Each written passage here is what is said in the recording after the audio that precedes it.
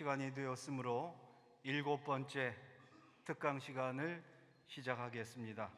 협동총무 김재봉 장로님 기도하신 후 특수선교부장 문병효 장로님 성경 봉독하시겠습니다.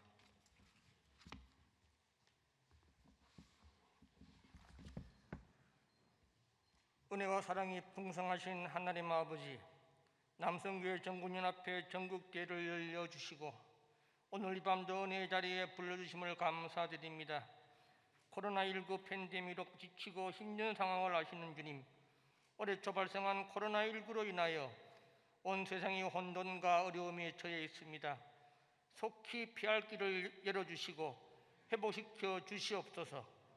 여호와 라파의 하나님, 치유의 손길로 병든 자 치료하여 주시고 회복시켜 주시옵소서. 방역진들과 의사와 간호사들에게도 힘주시고 빠른 치료약이 개발되게 하여 주시옵소서. 마라의 광야에서 쓴물을 달게 하시고 치료약을 주셨더니 저희들의 무지와 완악함을 용서하여 주시옵소서. 모이기를 패하는 악한 자들의 게임에 빠지지 않게 하시고 믿음을 다하여 주시고 일사각오의 신앙으로 이 어려움을 이겨나가게 하옵소서. 세우신 남성교회 전국연합회를 통하여 하나님의 나라가 확장되고 먼저 그의 나라와 의를 구하는 저희들 되게 하여 주시옵소서. 이 시간 말씀을 전하시는 박봉수 목사님에게 성령 충만하게 하옵시며 살아계신 주님의 말씀을 통하여 포스트 코로나 시대에 교회의 대응 방안을 대처해 나가는 우리들 되게 하옵소서. 우리 모두 은혜 받고 강건하게 하옵소서. 수고하시는 회장님을 비롯한 모든 임원들과 봉사하는 주의 종들에게 지혜와 세임을 내려 주시옵소서. 마치는 시간까지 성삼위 홀로 영광 받으시고 하나 되는 시간 되게 하옵소서.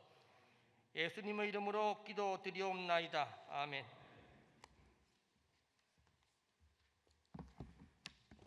이 시간 우리들에게 주시는 하나님 말씀은 시편 91편 6절 말씀.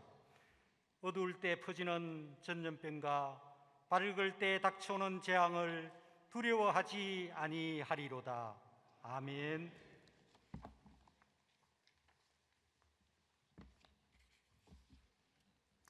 이제 상도중앙교회 박봉수 위임 목사님 포스트 코로나 시대 교회의 대응 방안이라는 제목으로 말씀 전해 주시겠습니다.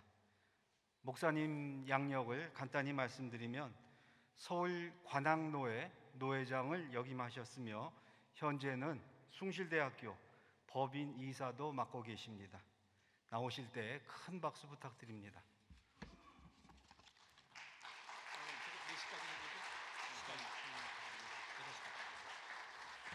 할렐루야. 반갑습니다. 굉장히 당황스러우시죠? 네. 제가 돌이켜보니까 교육전도사 시절부터 지금까지 지금 38년 목회 현장에 사역을 하면서 금년처럼 당황해 본 때가 없었던 것 같습니다.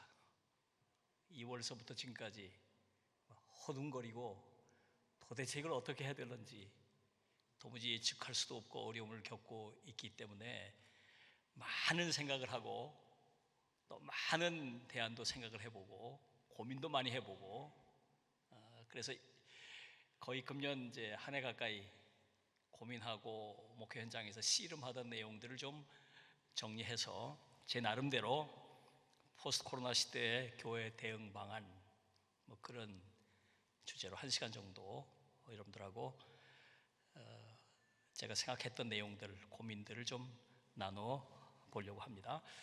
준비된 PPT를 좀 보면서 여러분들이 좀 함께 나눠보시면 좋을 것 같아요. 자, 첫 번째, 그 다음 장을 넘겨주시기 바랍니다. 미시나라고 하는 그 유대인의 그 율법 해설서를 보면 그런 얘기가 거기 나와요. 다윗이 반지를 하나 갖고 싶어가지고 반지를 갖고 싶어서 금세공사에게 반지를 하나 좀 만들어 달라고 부탁을 했습니다. 금세공사가 반지를 잘 만들어 왔어요. 그리고 그 반지에다가 글귀를 하나 쓰면 좋겠다 부탁을 했어요. 그 글귀는 내가 모든 일이 잘 될 때 너무 교만해지지 않도록, 또 너무 어떤 일들이 잘 안 돼서 절망하거나 낙심하지 않도록 좋은 글귀를 거기 써주면 좋겠다. 이 세공사가 반지를 잘 만들었습니다.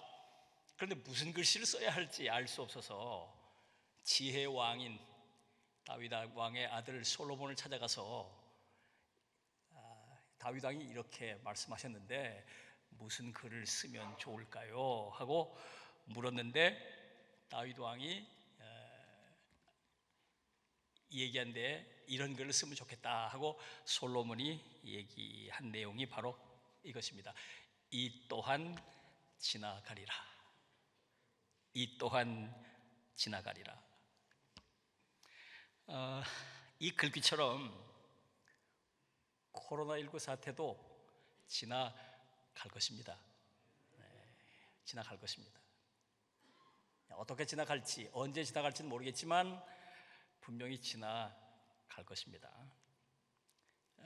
모르긴 몰라도 아마 내년 초쯤이면 백신이 개발되고 또 미국에서 치료제들도 좀 나오지 않을까 예측을 하면서 이 백신과 치료제가 개발돼서 보급이 시작되면 게임이 체인지가 돼서 상황이 바뀌어질 것이라고 생각이 됩니다.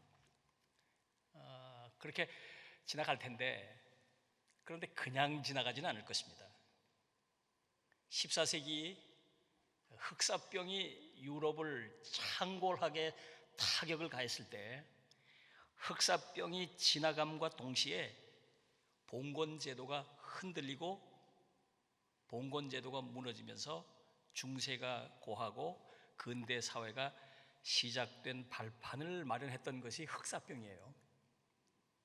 이 흑사병이 창궐하면서 로마 천주교가 여러 가지 부패 상황이 더 극렬하게 나타나게 되고 여기서부터 또 종교 개혁이 꽃을 피게 된 빌미가 제공됐던 것도 흑사병이라고 할 수 있습니다. 마찬가지로 이 코로나 이후에 세계 문명사의 변화가 올 것이고 또 기독교계에 큰 변화가 일어나게 될 것입니다.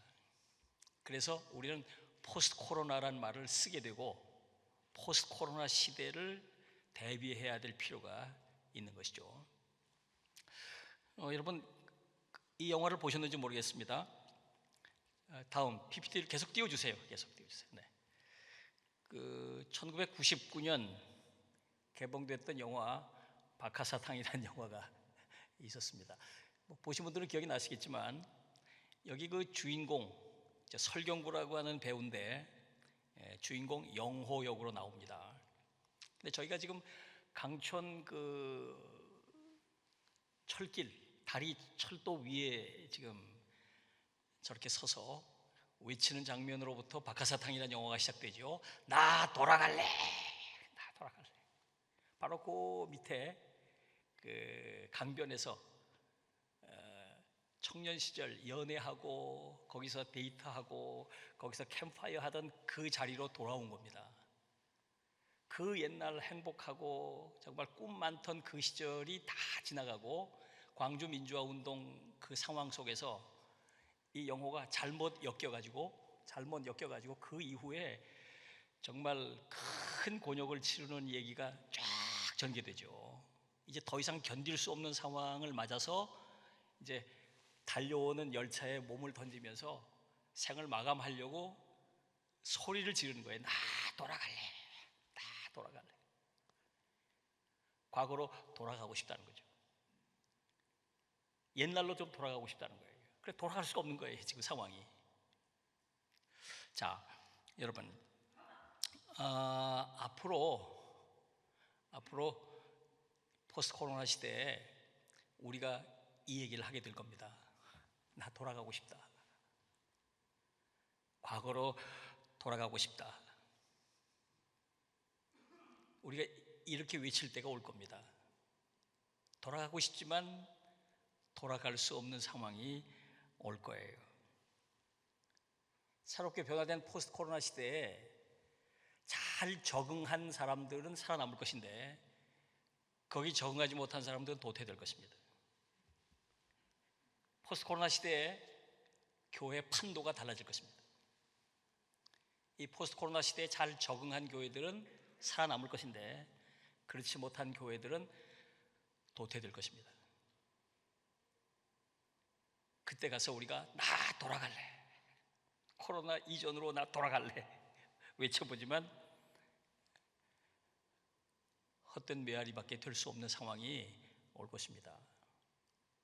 굉장히 심각한 상황이 올 것입니다. 포스트 코로나 시대가 올 거예요. 그 다음 PPT를 띄워주실까요? 자, 그러면 이 포스트 코로나 시대에 우리가 맞게 될 여러 가지 문제들이 어떤 것이 있을까? 몇 가지를 좀 살펴보면 그 첫 번째가 생존의 문제입니다. 생존의 문제. 뭐 정확한 통계라고 할 수는 없겠지만 한국 교회는 약 6만여 개 정도가 있다고 보면 그 중에 80%가 50명 이하의 교회입니다. 그 중에 3분의 2 정도가 자기 건물을 가지고 있지 못해요. 임대입니다. 임대주. 임대료를 내고 목회자 사례비를 내고 교회 운영이 빠듯하게 꾸려오고 있고 그게 안 되는 교회들은 이제 교단이나 또는 노회나 여러 곳의 지원을 받아서 운영을 해 온 것이죠. 여기에 이제 큰 이제 코로나 사태가 타격을 준 거예요. 타격을 줬습니다. 교인들의 출석이 줄면서 지금 헌금이 격감했습니다. 교회 운영비는 물론이고 목회자 사례비 또 임대비, 임대료도 감당하기 어려운 상황을 맞게 된 것이죠. 게다가 좀 중대형 교회들 노회, 총회 지원을 해 주었는데 그것도 이제 여의치 않게 됐기 때문에 큰 어려움이 있는 거죠. 그런데 문제는 시간입니다. 시간. 뭐 한두 달은 버틸 수 있겠고 6개월은 버틸 수 있겠는데 이게 1년이 넘어가면 상당히 많은 교회들이 감당하기 어려운 생존의 문제를 만나게 될 것입니다. 지난주에 코로나 사태 교인들도 잘 참여하지 못하고 있는데 이제 뭐 30% 그래가지고 현장 예배 문이 열렸는데 두 가정이 새신자로 등록을 했어요. 깜짝 놀랐습니다. 아니 우리 교인도 잘 안 나오는데 왜 두 가정이나 한 가정에 뭐 4명씩 뭐 이렇게 해서 막 8명이 등록을 한 겁니다. 그래서 예배 끝나고 물었어요. 아니 어떻게 이런 때에 등록을 하셨느냐고 물었어요. 저희 교회에서 멀지 않은 곳에 어떤 교회가 하나 있었습니다. 근데 그 교회가 3달 전에 견디지 못하고 파산을 한 겁니다. 임대료를 낼 수가 없어서 그 교회 목사님과 핵심 멤버 몇 사람이 저 의왕시 어디로 이사를 가고 나머지 교인들이 흩어지는데 이 사람들이 3달 동안 어느 교회로 갈 건가를 찾다 저희 교회로 결론을 내리고 등록을 한 겁니다. 자, 이런 일들이 이제 우리 주변에서 이제 시작이 되고 있어요.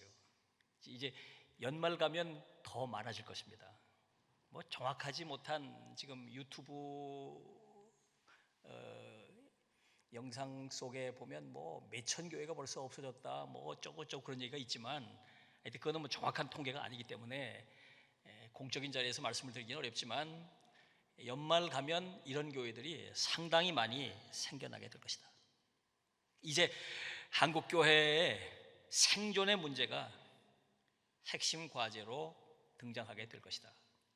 포스트 코로나 상황에서 이런 일들이 생겨나게 될 것입니다. 자, 그 다음 넘겨주실까요? 그 다음에 이제 두 번째로 모임의 문제가 생겨납니다. 모임의 문제. 자, 코로나19 바이러스의 전염은 1차적으로 대면 접촉으로 통해서 이루어지죠.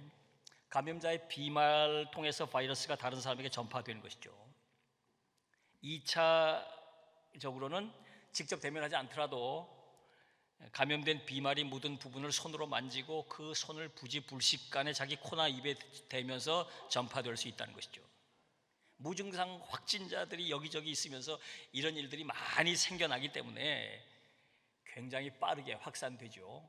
그래서 지금 마스크 착용이나 손 씻기 강조할 수밖에 없고, 더더욱 사회적 거리 두기를 하지 않으면 안 되는 상황을 맞고 있는 것이죠. 외출을 금지하고 여러 가지 모임들을 못하게 하는 일들이 생겨나고 있는 것입니다. 자, 이런 상황은 교회로서는 처음 겪는 일입니다. 여러분 아시다시피 교회는 신앙 공동체죠. 신앙 공동체는 함께 모여서 시작됐어요. 초대 예루살렘 교회를 보면 이 사람들이 날마다 성전에 모였다. 날마다 성전에 모였다. 집집마다 날마다 모였어요. 날마다 모여서 함께 기도하고 함께 떡을 떼고 함께 말씀을 나누고, 이게 교회의 근본적인 힘이에요. 초대 예루살렘 교회 120문도가 마가의 다락방에서 함께 모여서 막 부르짖어 기도했잖아요. 부르짖어 기도했잖아요. 거기에 성령이 강림하면서부터 교회가 시작된 거죠. 그러니까 교회는 대면 접촉, 대면 만남, 대면 교제가 교회의 존립의 근거예요. 근거예요. 근데 이걸 못하게 지금 이걸 못하는 상황이 된 거잖아요. 온라인으로 어떻게 이게 대치될 수 있겠습니까? 함께 모여서 뜨겁게 기도하고 함께 식사하고 함께 차 마시면서 대화하고 기도 꿈을 나누고 기도 제목을 나누고 함께 비전을 나누고 함께 염려하고 이러면서 교제가 깊어지고 여기서 영적인 파워가 여기서 생겨나잖아요. 꿈틀꿈틀거리고 말이죠. 이것을 신학적으로는 코이노니아라 그래요. 코이노니아. 이 교회의 기본이에요. 교회의 기본이고 핵심이에요. 교회의 핵심 파워는 여기서 나오는 거죠. 근데 사회적 거리두기는 이걸 못하게 막아요. 이걸 못하게. 그래서 이제 모임의 문제는 두 가지 큰 문제가 생기는 것이죠. 다시 좀 띄워주세요. 네. 조금 전, 네. 첫째는 교회의 영적 역량이 훼손되는 것입니다.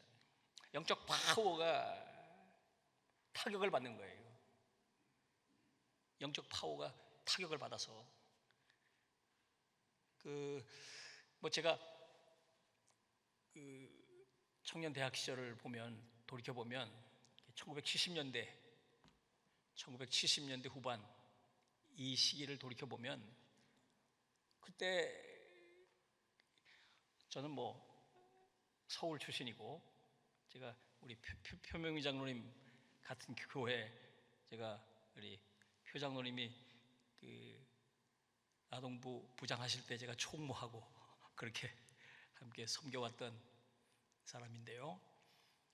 그때 한 달에 한 번씩 저희가 삼각산 기도원에 올라가서 기도하고 그랬거든요. 수도권의 이 주변에 산에 올라가면 기도 소리가 그냥 끊임없이 있었잖아요. 기도원마다 꽉꽉 들어차고 그냥 막 거기서부터 한국교회 부흥이 시작된 건데, 지금 그걸 못하게 하는 거니까, 함께 모여서 기도하지 못하고 함께 모여서 말씀을 나누지 못하고 함께 모여서 식사하고 교제 못하면 영적인 파워는 시들 수밖에 없는 거잖아요. 영적인 역량이 심각하게 훼손되고 있고, 게다가 교회 출석 인원이 대폭 감소하게 되는 것이죠. 자, 이게 원상복구가 어려워요. 원상복구가 어렵습니다. 교회마다 편차가 크겠지만 원상복구가 어렵습니다. 개교회적으로 출석교인이 코로나 이제 금년 2월부터 시작됐잖아요. 금년 2월 첫째 주 모이던 교회 모이는 숫자가 과연 회복될 수 있을 것이냐? 이건 불가능하다고 보는 거예요. 그대로는 안 돼요.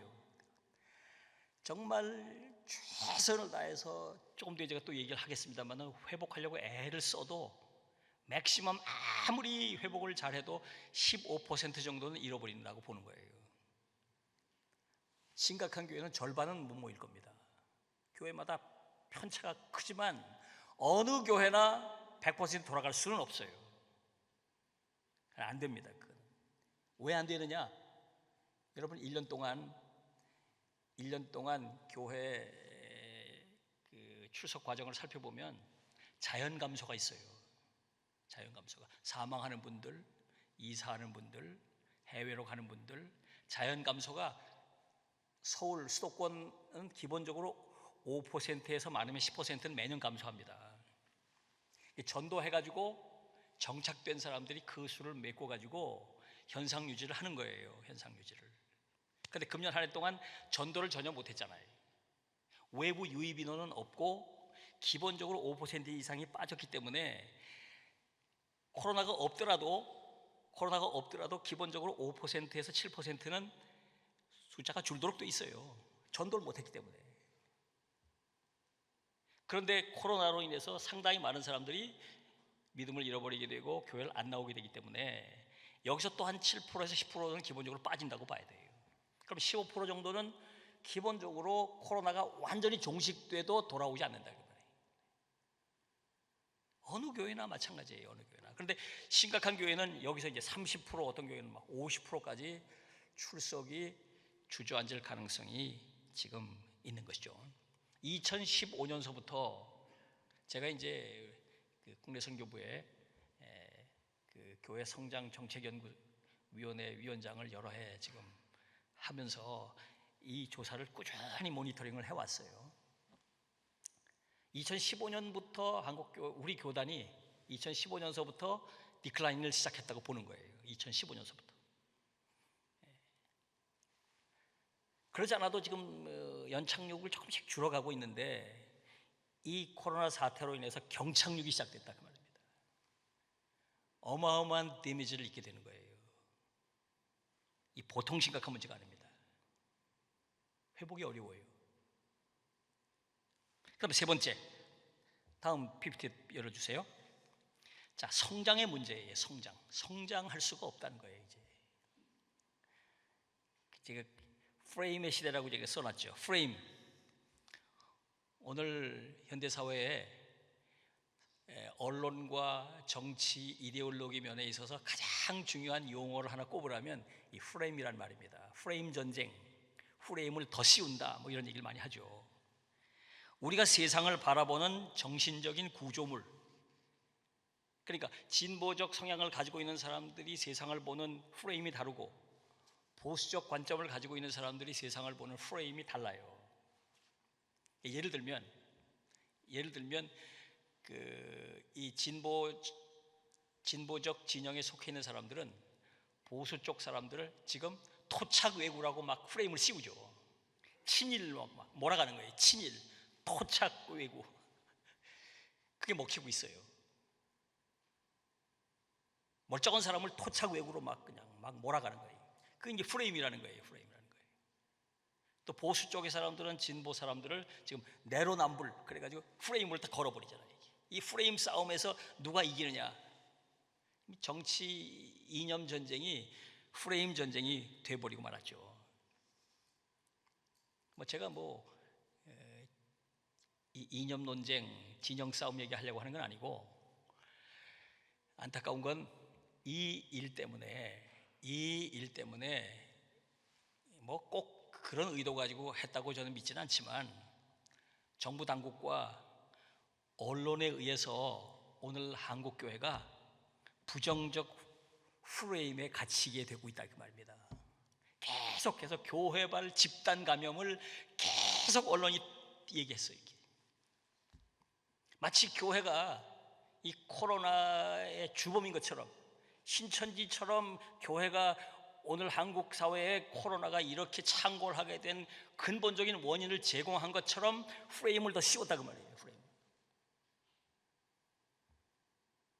이게 제가 볼 때는 너무 아픈 일이에요. 2020년도에 한국 교회가 받은 가장 큰 타격 가운데 하나는 프레임에 씌워졌다. 정부 당국이 계속해서, 물론 거기 그 전광훈 목사를 비롯한 일부 목회자들이 빌미를 제공한 건 사실이지만, 어쨌든지 간에 그게 뭐 전광훈 목사가 뭐 이 코로나를 전파시키려고 작정을 한 사람입니까? 그건 아니잖아요. 그 사람 나름대로 자기 나름대로 정치 이념 가지고 뭐 얘기를 했는데, 거기서 일부 이제 코로나가 걸린 거를 정부와 당국자들이 그걸 또 마치 거기서부터 8.15 광복절 거기서 뭐가 터진 것처럼 계속해서 프레임을 걸어갔다 그 말이에요. 그리고는 계속해서 교회 어디 하나만 나오면 교회발 감염, 또 교회발 감염, 또 교회발 감염. 이거는 보수 언론도 마찬가지예요. 진보 언론만 그런 게 아니에요. TV조선도 딱 틀어보면 또 교회발 감염, 9시 뉴스에 계속 나오는 거예요. 또 교회발 감염, 또 교회발 감염. 그러니까 지금 여야 또 진보 보수 언론 가릴 거 없이 한국 교회를 이 코로나의 프레임에 딱 걸어버렸어요. 그러니까 심지어 지금 이제 직장에서 교회 못 가게 하고, 어느 학교에서도 교회 가지 말라고 그러고, 이런 일들이 생겨나면서 이게 이제 한국 교회를 보는 시각을 부정적으로 만들어가고 있는 것이죠. 자, 이게 무엇보다 전도 환경을 악화시키게 될 것입니다. 그러니까 9월입니다. 9월 지난달이죠. 지난달에 우리 교단은 아니고 합통 측 교단이 목회 앙케이트 조사하는 연구소에 의뢰를 해가지고 앙케이트 조사를 했어요. 그 결과 가운데 하나 제가 주목해서 본 게 하나 있는데, 일반 믿지 않는 사람들한테 물었습니다. 앞으로 종교를 가지게 되신다면 어느 종교를 택하겠습니까? 근데 금년 아니고 작년에 물었을 때는 캐톨릭이 40몇 프로, 불교가 38%, 기독교 15% 나왔어요. 금년에 물은 자료를 보니까요, 금년에는 한 1,000명 정도인가 믿지 않는 사람한테 물었는데 단 한 사람도 기독교를 택하겠다고 남은 사람이 없다는 거예요. 단 한 사람도 0% 나왔어요. 0%. 별로 놀라지도 않으시네. 이건 뭘 말하는 걸까요? 언론 프레임에 걸려있다 그 말이에요. 지금 언론 프레임에 걸려있다 이게 지금. 물론 이게 지나갈 겁니다. 내년도 가면 좀 달라지겠죠. 하도 언론에서 교회발 또 교회발 막 이러니까 아주 일반 사람들은 교회는 가면은 코로나에 걸리기 위험한 곳이고, 왜 교회는 저렇게 코로나 사태에도 저렇게 모이려고 저러나, 아주 짜증스럽게 교회를 보는 시각들이 생겨났기 때문에 전도가 어렵고 역성장이 우려되는 그런 상황이다. 네 번째, 다음 세대 문제입니다. 굉장히 심각하죠. 사실 한국 교회에 교회 학교가 남아있는 교회는 절반밖에 안 됩니다. 절반은 교회 학교가 없어요. 그러니까 여러분, 불임교회가 절반이에요. 불임교회가. 아이를 낳지 못한 교회가 한국교회 절반입니다. 이 교회들은 몇 년 지나면 절반은 없어지는 교회예요. 왜? 다음 세대가 없으니까. 현재 한국교회 절반이 불임이에요. 절반이. 교회 학교가 없어요. 그런데 이번 코로나 사태 제가 조사를 해보니까, 제가 지금 뭐 우리 교단의 미래교육위원장 맡고 있는데, 제가 다음 세대 위원장을 오래 했기 때문에, 다음 세대 문제에 대한 연구를 오래 했기 때문에 이 부분을 스타디를 쭉 하고 있는데, 지금 절반이 교회 학교가 있다고 말씀드렸잖아요. 코로나 사태가 딱 터진 지난 2월서부터 지금까지 이 절반밖에 남아있는 교회 가운데 교회 학교가 문을 열어서 몇 명이라도 아이가 나오고 있는 교회는 3분의 1밖에 안 됩니다. 3분의 2는 교회 학교가 있지만 모이질 않아요. 그런데 3분의 1이 문을 열었는데 평상시에 절반도 안 모이고 있어요. 그러니까 오늘날 한국교회가 금년도 우리 한국교회가 다음 세대의 교육을 거의 하지 못했다는 것입니다. 다음 세대를 양육하지 못한 거예요. 이건 한국교회 미래를 생각할 때 아주 치명적인 문제가 되는 것이죠. 이거 보통 큰 문제가 아니에요. 그러지 않아도 지금 1990년대서부터 교회 학교가 꾸준히 줄어왔어요. 예를 들어서 지난 10년 통계를 좀 말씀드려보면 지난 10년 동안 우리나라에서 다음 세대의 인구가 20% 줄었습니다. 한국 다음 세대 20%가 줄었어요. 아이를 낳지 않아가지고. 그런데 교회는 35% 줄었어요. 교회는 15%가 더 줄은 거예요. 그러니까 아이를 낳지 않아서 이게 감소하는 이 그래프 곡선보다 더 가파르게 줄었다 그 말이에요. 그래서 교회 학교 위기를 얘기하고 있는데 금년 2020년은 아마 한국교회 역사에 두고두고 기억이 남을 것입니다. 미래 세대가 교회를 다 떠나는 썰물처럼 빠져나가는 원년이 될 거예요. 이것은요, 한국교회의 미래에 대한 기대를 절망으로 바꿔놓고 있는 것입니다. 아마 한국교회사의 2020년은 두고두고 기억 남을 그런 한 해가 될 거예요. 앞으로 20년, 30년 뒤에 한국교회가 반토막 이상으로 줄을 텐데 2020년이 치명타를 가한 한 해가 될 것으로 예측이 됩니다. 다섯 번째, 또 다음 선교 생태계 문제입니다. 교회 선교 역량에 이 코로나가 큰 타격을 주고 있습니다. 재정적인 측면에서 생각지 못했던 타격을 가져다 주죠. 헌금 수입이 감소하기 때문에 이제 정책당회 이제 시작하실 텐데 선교 후원금을 줄이기 시작한 교회가 상당히 많이 나타나게 될 것입니다. 지금 뭐 생존 자체가 어려운데 선교에 대한 관심이나 여력이 있겠습니까? 정책적인 관심도 지속해 가기가 힘든 상황이 생겨나게 될 것입니다. 선교 생태계가 지금 황폐화되어 가게 될 것입니다. 당장 선교사들이 어려움을 겪을 것이고 선교하려고 하는 역량도 줄어들 것이고 한국교회가 선교사들을 많이 철수시킬 수밖에 없고 또 선교 생태계가 황폐화될 것입니다. 자, 지금 제가 5가지 문제를 지금 이 포스트 코로나 시대에 우리가 겪게 될 심각한 문제 5가지를 지금 제가 말씀을 좀 드렸는데, 그러면 이런 포스트 코로나 시대에 우리는 그럼 어떻게 대응해야 할 건가? 그 얘기를 이제 한 절반 이제 남은 시간 동안 말씀을 드려보겠습니다. 우선 다음 PPT 좀 열어주실까요? 첫 번째, 포스트 코로나 시대에 적응하라는 것입니다.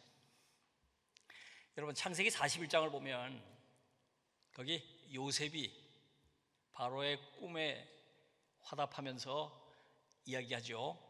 7년 풍년, 7년 흉년 얘기가 나오죠. 저는 2019년 코로나19 2020년 금년부터 풍년기가 끝나고 흉년기가 시작될 거라고 봅니다. 이제 한국교회는 흉년을 대비해야 한다. 이제 금년부터 본격적으로 이제 흉년이 시작이 돼서 내년부터는 본격적으로 흉년으로 접어들게 될 것이다. 풍년 지금까지 우리가 겪어왔죠. 흉년이 시작될 겁니다. 과거에 경험해보지 못했던 다운사이징이 시작될 것입니다. 다운사이징이 시작될 거예요. 저도 아까도 말씀드린 대로 제가 이제 그 교육전도사 시절서부터 지금까지 38년 그 목회 현장에 있었는데요. 감사하게도 지금까지요 매년 성장했어요. 매년 재정도 늘고 수도 늘고 매년 많을 때는 뭐 많이도 늘고 적을 땐 적게 늘었지만 줄은 적은 한 번도 없고 정체된 적도 없고 계속 늘어왔어요. 조금씩 정 안 되면 2% 3%라도 늘어왔어요. 지금까지 38년을 그래 왔어요. 금년 처음 이제 정체에서 디클라인이 된 거예요. 그러니까 저는 생전 겪어보지 못한 일을 지금 겪는 거예요. 다운사이징이라는 걸 지금 계속 성장하다가 다운사이징을 처음 겪는 거예요. 너무 낯설고 당황스러워요. 지금 너무 당황스러워요. 내년부터 계속 다운사이징이 시작될 것입니다. 이제 돈이 없어서 하고 싶은 일 못할 때가 올 거예요. 과거에는 믿음으로 나가면 다 하나님이 채우신다 그렇게 왔잖아요. 건축할 때도 쫙 기도하고 건축하면 하나님이 채워주신다 그런 믿음 가지고 나왔잖아요. 지금 그래서 다 큰 교회도 짓고 막 선교도 막 하고 막 그렇게 지금까지 지내왔다니까. 이게 풍년시대예요. 풍년시대. 하나 앞으로는 그런 일은 불가능하다. 벌써요 지금 경매에 나온 교회들이 많이 있습니다. 금년에 믿음으로 믿습니다 하고 교회를 지었는데 코로나를 딱 맞으면서 이자를 갚을 수가 없어가지고 손든 교회들이 나왔죠. 이 풍년기가 끝났기 때문에 그래요. 이미 흉년이 시작됐다.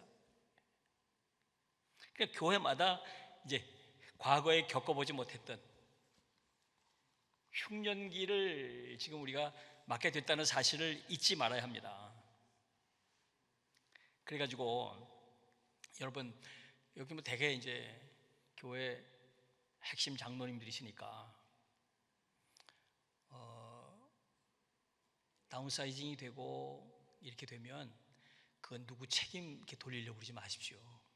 목사님이 설교가 시원찮아가지고 목사님이 기도를 덜 해가지고 목사님이 목회를 열심히 안 해가지고 교회가 부흥하지 않는다 이런 얘기는요 풍년 때는 맞는 말이에요. 이제는 하지 마세요. 그런 얘기. 이제는 그 누구 책임이 아니에요. 시대가 그래. 시대가 흉년이라니까요. 제발 그 얘기 좀 하지 마십시오. 이제. 그렇잖아도 목사들은 이게 다운사이징 되면 그렇잖아도 당황스러워요.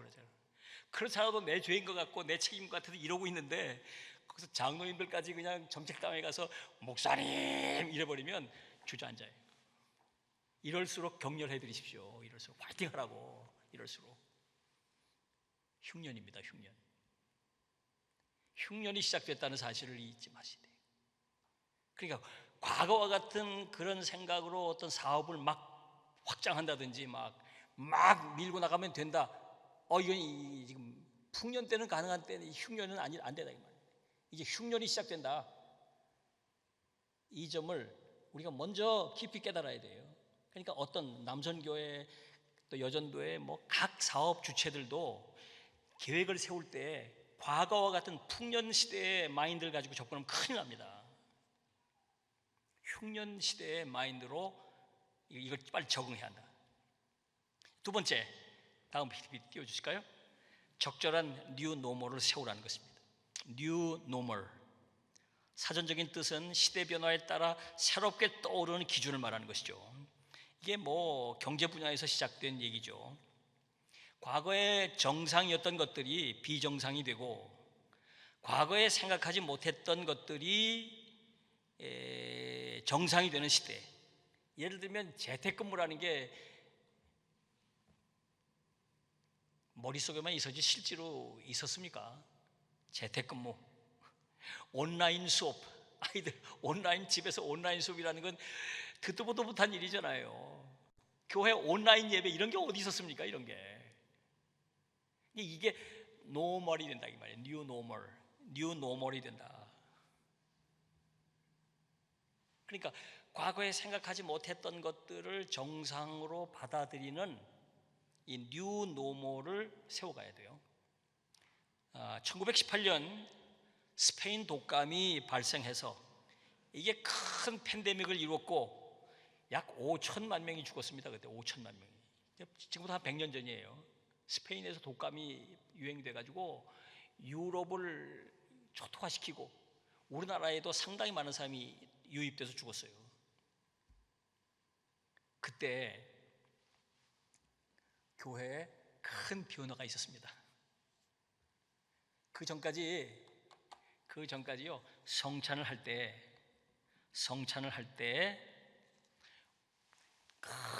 큰 잔에다가 포도주를 담아가지고 교인들이 나와서 다 똑같은 가지고 마시고 그 다음 사람이 또 마시고 넘겨주면 그 사람 한 잔을 큰 대접 같은 걸 놓고 교인 전체가 그걸 마셨어요. 떡도 한 조각 가지고 다 나눠 먹었어요. 그게 2000년 동안 교회가 해오던 성찬 방법이에요. 그런데 전염병이니까, 독감이니까, 바이러스 전파 때문에 그때부터 성찬을 개인 잔으로 바꾼 게 1918년 스페인 독감 때부터예요. 뉴노멀이에요. 뉴노멀. 상상도 할 수 없었던 일입니다. 100년 전에는요, 개인이 잔을 들어요? 말도 안 되는 일이에요. 우리는 한 몸인데 한 떡을 나누는 것이지, 한 잔을 마시는 것이지 어떻게 개인이 나누느냐? 신학자들이 말도 안 된다. 말이 안 되는 일이에요. 말이 안 되는 일이에요. 근데 말이 되잖아요, 지금. 말이 되잖아요. 뉴노멀이에요. 지금 성찬 문제가 지금 우리에게도 화두인데 우리 교단이 아직 분명한 입장을 정하지는 않았어요. 캐톨릭은 지금 어떻게 하고 있는가? 캐톨릭은 매주 성찬을 하잖아요. 매주 성찬을 하는데 모이질 못하니까 캐톨릭은 성찬을 바꿨어요. 어떻게 바꿨냐면 사제들끼리 하는 거예요. 사제들끼리만 하고 그걸 영상으로 보여줍니다. 그러면 집에서 그 영상을 보고 성찬에 참여했다고 온라인 성찬으로 캐톨릭이 넘어갔어요. 있을 수 없는 일이죠. 성찬을 이걸 먹어야지 어떻게 보고 성찬이냐 그게. 이게 뉴노멀이에요. 미국 장로교회 PCUSA도 캐톨릭을 따라서 지금 보는 성찬으로 성찬을 바꿨습니다. 거기다 아직도 예배를 못 모이니까 성찬을 해야 되는데, 근데 우리는 그럼 어떻게 할 거냐? 우리 교단 예배학자들이 아직 논쟁 중이에요. 결정을 못했어요.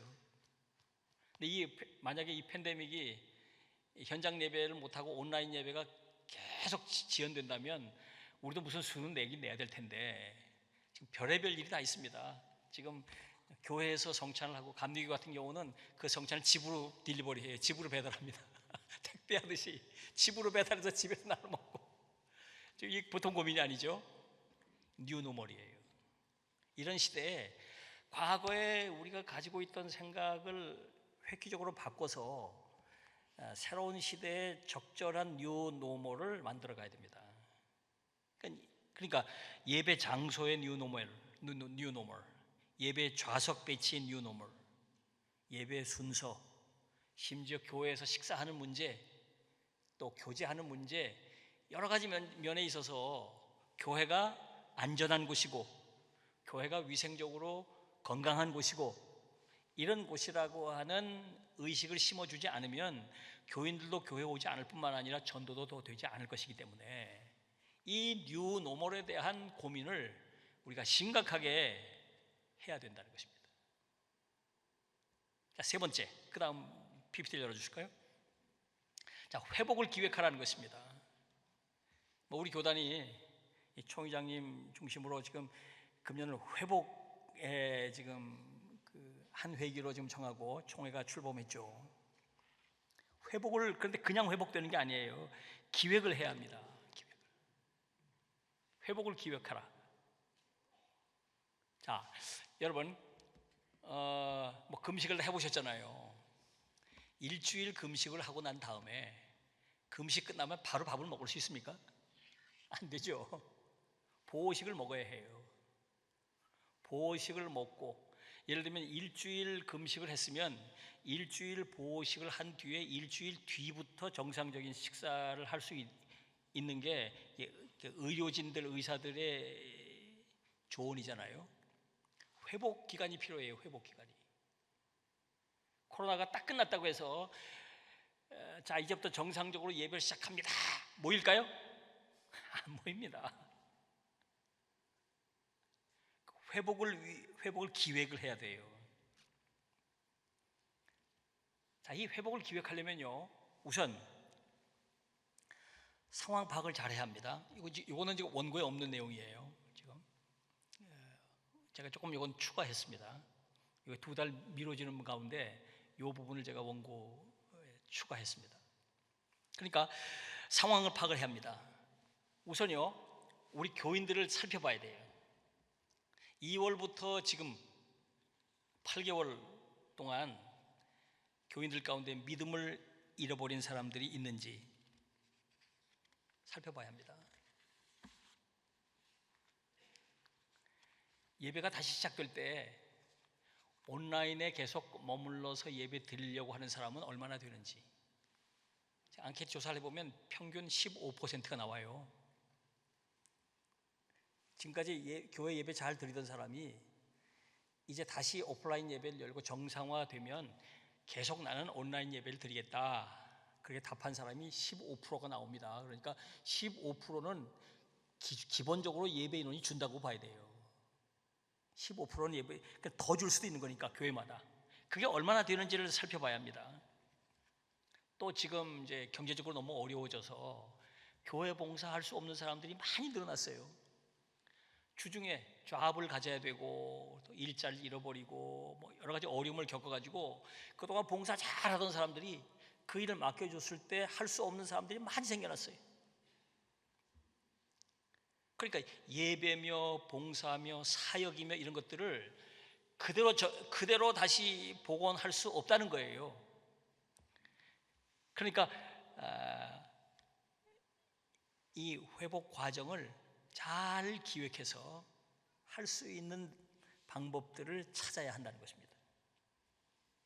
이게 아주 정교한 또 정밀한 과정 절차를 통해서 회복을 해가야 한다는 것입니다. 우선 예배입니다. 예배는 어떤 과정으로 회복해 갈 것인지를 기획해야 됩니다. 주일 예배는 어떻게 다시 시작해야 할 것인지, 교회 학교 예배는 어떻게 다시 시작할 것인지, 수요 예배, 또 새벽 기도회, 금요 기도회, 주일 오후, 주일 저녁 예배, 이런 것들은 무엇부터 어떻게 시작해 가야 할 것인지 정교하게 회복을 기획을 해야 합니다. 갑자기 다 시작한다 그러면 다 손들어 버려요. 할 수 있는 것부터 해서 하나씩 교인들이요, 교회 안 나오고 온라인으로 예배를 드리니까 너무 편해졌어요. 거기 익숙해졌어요. 목사들도 편한데 말이죠. 교인들 오죽하시겠어요. 지금. 저도 저녁 예배 몇 달 안 드렸더니요, 편해요. 금요 기도회 몇 달 안 했더니 편해요. 편해. 이거 어떻게 다시 시작하지? 교인들은 오죽하겠습니까? 갑자기 다 광고한다고 모이니까 안 모여요. 그러니까 할 수 있는 것부터 하나씩 다시 시작해야 돼요. 다시 뭐부터 어떻게 하면 좋을까? 개교회 형편에 맞게 그 예배 회복을 기획을 해야 한다 이 말이에요. 예배 회복. 그리고 사역 회복입니다. 사역의 과정을 어떻게 회복해 가야 할 것인지. 자, 다시 그 PPT 띄워주세요. 지금 우리 교회 사역을 크게 5가지로 나눠볼 수 있어요. 레이툴기아라고 하는 부분, 이건 예전 부분이죠. 성찬, 세례 입교, 기도 모임은 언제 무엇부터 어떻게 다시 시작해야 할 것인지 이걸 기획해야 합니다. 디다케 영역, 성경 공부, 각종 훈련 프로그램은 언제 무엇부터 다시 시작할 것인지, 캐리그마 영역, 전도 훈련, 전도 프로그램은 언제 무엇부터 어떻게 시작할 것인지, 코이노니아, 구역 모임, 각종 친교 모임, 교회 내의 식사, 교제는 언제부터 어떻게 시작할 것인지, 디아코니아 영역, 구제와 봉사는 언제 무엇부터 어떻게 시작해야 할 것인지 하나하나 정밀하게 계획을 하고 준비해서 이걸 다시 시작해야 합니다. 그렇지 않으면 뒤죽박죽 손 놔버려서 교회 사역이 회복하기 어려운 타격을 받게 돼요. 보호식을 잘 해야 한다. 오래 쉬었기 때문에 보호식을 잘 해서 할 수 있는 것부터 정밀하게 정교하게 시작을 해 가야 한다. 시간 때문에 제가 빨리 해야 될 것 같으네요. 네 번째, 언택트 사역을 발전시키라. 이제 어쩔 수 없이 언택트 시대가 왔어요. 언택트란 말은 언컨택트를 줄인 말이죠. 서로 단절되어서 고립되기 위해서가 아니라 연결되기 위한 선택된 방법입니다. 언택트는 연결과 접촉 방식을 바꾸는 걸 말하는 거예요. 우리가 언택트 시대에 우리 일상이 다 바뀌었잖아요. 그러니까 이제는 교회가 이제 포스트 코로나 시대로 가도 언택트 사역을 개발해서 병행해 가야 한다. 이제 뭐 온라인, 오프라인 이거를 둘 합한다. 그래서 어떤 사람은 하이브리드 미니스트리, 하이브리드라고 말하기도 하고, 어떤 사람은 둘 다 한다. 그래서 온라인, 오프라인, 온라인 그렇게 말하는 사람도 있어요. 네. 어쨌거나 이 둘을 다 활용할 수 있어야 한다. 첫 번째, 온라인 예배입니다. 온라인 예배. 다음 넘겨주세요. 온라인 예배. 저희 교회에 지금 온라인 예배하는 걸 좀 띄워드렸는데, 여러분 온라인 예배가 그렇게 간단치가 않아요. 교인들은 유튜브를 통해서 양질의 화면 영상에 익숙해져 있는데, 대부분의 교회가 이 영상이나 영상 유튜브에 올려온 온라인 예배 컨텐츠가 조악해요. 음향도 안 좋고 영상 질도 안 좋기 때문에 많은 교인들이 넘어갑니다. 교인들이 온라인 예배 들어온 것 같죠? 얼마나 머물러 있나 시간을 조사해 보면요, 15분을 넘기는 사람이 많지 않아요. 1시간 예배 들어왔다가 금방 넘어가요. 요즘요, 이 유튜브가, 제가 뭐 짧은 시간에 다 말씀드리기 어려운데, 이 알고리즘을 딱 걸어 놓아 가지고 어느 교회가 온라인 예배를 시작하면 그 밑에 그 파워 블로그들, 또 파워 그 온라인 예배 내용들이 쭉 뜨기 때문에 교인들이 자기네 교회 보다가 다른 교회로 후딱 넘어가 버려요. 그래서 몇몇 교회가 10만 명, 몇만 명 늘어나고 자기네 교회는 들어왔다가 나가 버려요. 그래서 피해 보는 교회들이 굉장히 많아요, 지금. 그러니까 이 온라인 한다고 다 교인이 들어오는 게 아닙니다. 들어왔다고 다 듣는 게 아니에요. 그러니까 이 온라인의 퀄리티를 높여야 한다. 그러기 위해서 여기다 투자를 해야 합니다. 그런데 많은 교회가 그러기가 쉽지 않기 때문에 여기에 큰 어려움이 있는 거예요. 두 번째, 온라인 신방입니다. 언택트 시대에 가정 신방이 점점 어려워지고 있죠. 온라인으로 신방할 수 있는 길이 있습니다. 요즘 이제 SNS 도구들이 개발돼서 저희 교회는 이제 듀오라고 하는 구글 듀오를 통해서 온라인 신방을 지금 하고 있는데, 활발하게 지금 신방이 진행되고 있습니다. 그러니까 온라인 신방을 통해서 과거에는 1년에 한 번 대신방을 하던 거를 온라인 신방이니까 한 달에 한 번씩 할 수 있어요. 한 달에 한 번씩 쭉 신방을, 교구별로. 오히려 이걸 잘 활용하면 도움이 될 것입니다. 그리고 또 세 번째, 온라인 소모임이에요. 구역 모임 같은 걸 못하니까, 교사 모임을 못하니까 이제 줌이라고 하는 프로그램을 통해서 지금 소그룹 모임들을 지금 모이게 되죠. 이 줌 활용 방법을 잘 활용해야 합니다, 교회가. 줌을 통해서 지금 이제 교사 모임, 뭐 구역 모임, 뭐 다 할 수 있어요. 지금 요즘은 줌이라고 하는 프로그램이 계속 그냥 업데이트되기 때문에 정말 잘할 수 있습니다. 좀 총에서도 회의를 이 줌으로 지금 하고 있지 않습니까? 이런 것들을 교회가 활용해야 하고, 네 번째, 온라인 성경 공부. 온라인 성경 공부입니다. 이 코로나19 사태는 대체로 교회에 부정적 영향을 미쳤죠. 그러나 긍정적인 영향을 미치는 것도 있어요. 그건요, 이 디다케 부분, 성경 공부 부분입니다. 코로나 사태로 대부분 가정이 온라인 네트워크 장비를 구비했어요. 이건 우리가 하자고 해도 할 수 없었던 건데, 애들이 집에서 공부를 해야 되니까 온라인 장비가 다 있어요, 집집마다. 그러니까 이걸 활용하면 됩니다. 이걸 활용하면. 과거에는요, 저희 교회가 온라인으로 교육을 실시해 보려고 하니까 집에 장비가 없어요. 집에 양질의 화면이 없어요. 근데 지금은 아이들이 집에서 공부를 하니까 그리고 또 남편들이 재택근무를 하니까 이게 다 있는 거예요. 다 있어요. 이거를 우리가 활용하면 성경 공부 잘 할 수 있어요. 예를 들면 저희 교회 같은 경우는 여러 가지 지금 온라인 성경 공부를 지금 하고 있는데 유튜브에 성경 공부를 띄워줍니다. 이제 뭐 여러분 뭐 목사님들이 아니시기 때문에 전문적인 얘기를 제가 다 드리기는 어렵지만 지금 이제 여러분들이 그 넷플릭스라든지 유튜브 들어가 보시면 미국 드라마들을 요즘 많이들 보시잖아요.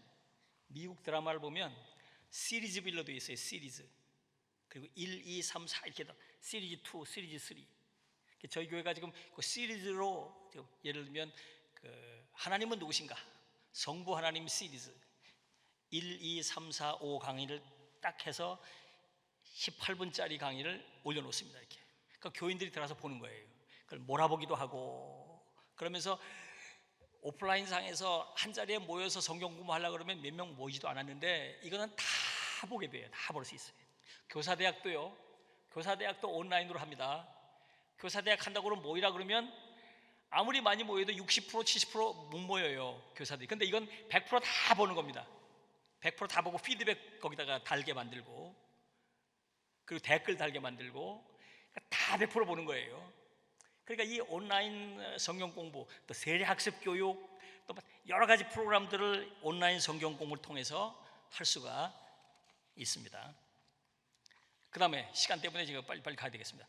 온라인 이벤트입니다. 온라인 큐티, 온라인 기도회, 온라인 챌린지 이런 거 얼마든지 할 수 있어요. 온라인 기도회. 저희가 하고 있는 거 이런 걸 자세히 말씀드리긴 어려운데 시간 때문에 여러 가지 프로그램들을 이벤트를 할 수 있습니다. 그리고 다섯 번째 PPT 열어주세요. 가정사역을 활발히 활성화해라. 여러분 코로나가 가져온 큰 변화는요, 그동안 가정은 그냥 안식처일 뿐이었어요. 남편들이 퇴근해서 쉬고 아이들이 학교 갔다 와서 쉬고 그냥 쉬는 곳이었어요. 그런데 이제 코로나 시대가 돼서 아이들도 집에 있고 남편도 집에 있고 재택근무고 다 집에 있어요. 그래서 가정마다 갈등이 더 심해요. 코로나 이혼이 많이 늘었습니다. 코로나 가정폭력이 많아졌어요.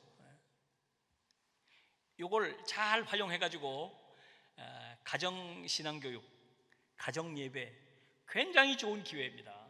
이런 기회가 코로나가 가정을 믿음의 자리로 회복시키는 절호의 기회를 가져다 준 거예요.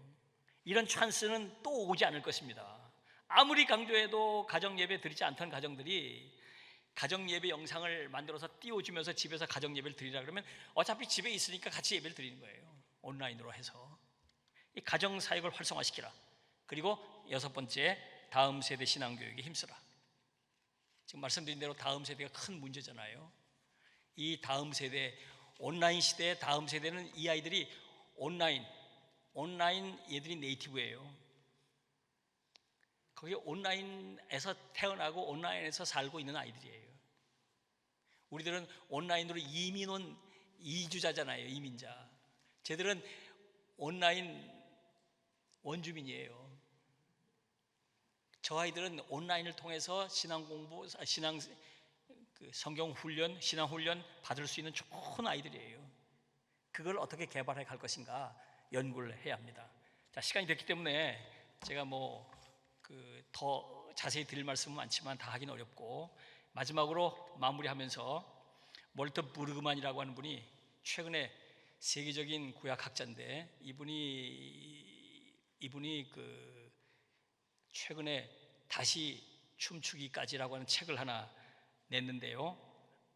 다시 춤추기 시작할 때까지 참 좋은 책을 얇은 책을 최근에 냈는데 이 책을 제가 다 읽고 맨 마지막 부분에 기도문이 감동적이어서 그 기도문을 제가 읽고 기도문으로 기도 대신하고 마치겠습니다.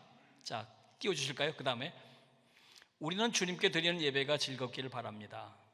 우리는 교회가 마을에서 가장 행복한 장소이기를 원합니다. 우리는 주께서 약속하신 나라가 실망의 말이 단 한마디도 들리지 않는 곳이라 생각합니다. 그렇지만 현실은 고난과 죽음, 팬데믹과 바이러스, 상상을 초월하는 손실, 이 현실은 선진국의 동화 같은 삶에 대한 우리의 행복한 환상을 깨뜨리고 우리는 얼음처럼 싸늘한 두려움과 헤아릴 수 없는 공핍 안에 남겨집니다. 그래서 우리는 절박하게 부르짖습니다. 들으소서, 도우소서, 구하소서. 우리는 부르짖습니다. 지난날 부르짖었던 모든 믿음의 백성과 함께 우리는 부르짖습니다. 이집트 노예들의 부르짖음 이후로 부르짖음은 우리를 지으신 당신께 드리는 우리의 가장 기본적인 언어이기 때문입니다. 우리는 부르짖습니다. 절망 속에서가 아니라 주께서 들으신다는 확신 속에서 오직 주님 한 분만이 슬픔을 기쁨으로, 애도를 춤으로, 울음을 웃음으로 바꾸실 수 있습니다. 그러므로 이제 들으시고 도우시고 구원하시는 하나님이여, 들으시고 행하시고 새롭게 하소서. 우리에게 용기와 인내를 주소서. 이 바이러스가 끝내게 하소서. 우리의 심령 부유하게, 물질에 가난하게 하소서. 이웃사랑을 위한 질서를 세우고 재물을 관대하게 베풀며 두려움으로부터 자유롭게 하소서. 그러나 무엇보다도 이 바이러스를 속히 끝내소서. 죽음의 권세를 이기시고 악의 세력을 물리치시고 문둥병에 참을 수 없는 고통을 없애주시고 행복과 기쁨과 평화의 춤의 왕이 되신 예수님의 이름으로 기도합니다. 우리는 기도합니다. 우리는 신뢰합니다. 우리는 소망합니다. 당신 안에서. 아멘. 감사합니다.